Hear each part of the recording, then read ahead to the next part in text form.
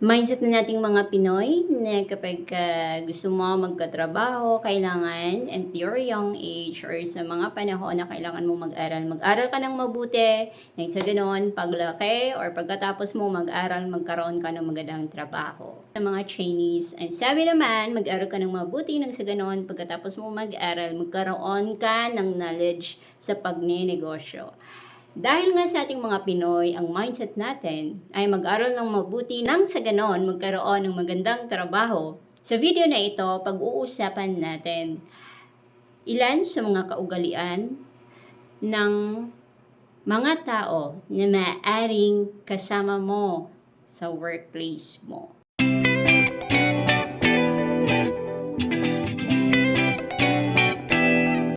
Number 1, sila yung mga taong bida-bida. Sila yung mga tao na gusto nila laging nasa spotlight at sila din yung mga tao na gagawin ng lahat para ma-notice ng iba, ma-notice ng boss or ma-notice ng mga katrabaho na talagang magaling siya.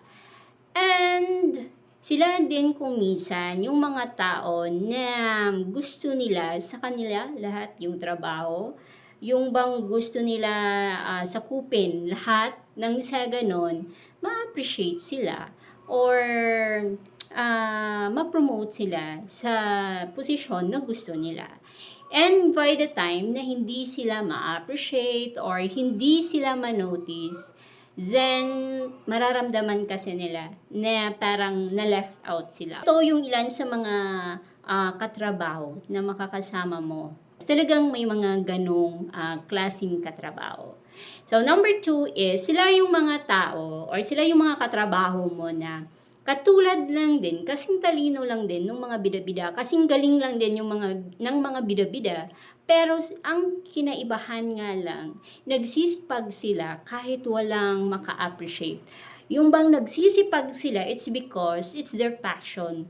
Yung bang nagsisipag sila, it's because of their integrity, na kahit walang nakatingin sa kanila or kahit walang maka-appreciate sa kanila na boss, they have to do their work. Sila yung mga klaseng tao na hindi nila kailangan ng validation sa mga katrabaho nila or sa boss nila. Basta sa kanila, magawa lang nila yung trabaho nila, yun na yun.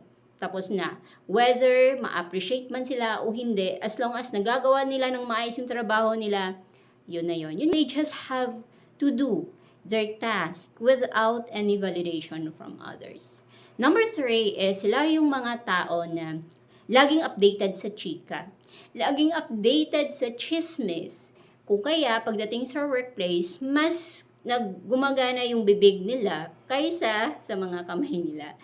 Mas updated sila sa mga chismis kaysa sa mga bagay-bagay na kailangan pagtuunan ng pansin.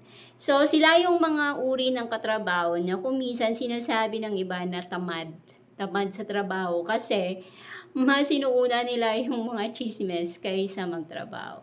Kung sa ngayon ka sa video na ito, you can hit the like button. You can subscribe to this channel if you haven't subscribed yet. This is Miss Lindsay again. Thank you for watching.